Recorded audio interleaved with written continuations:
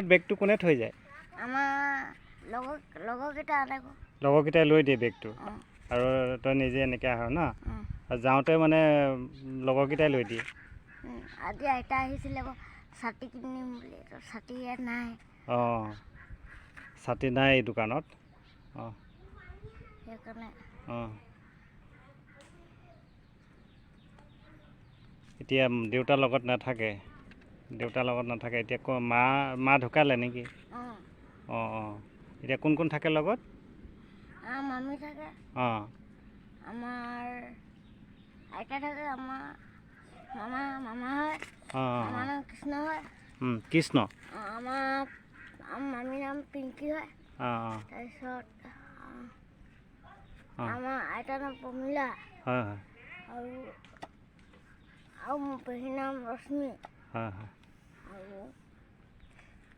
আৰু এটা পেহী আছিলে, বিয়া হ'ল, অঁ তাৰ নাম মনে। অঁ অঁ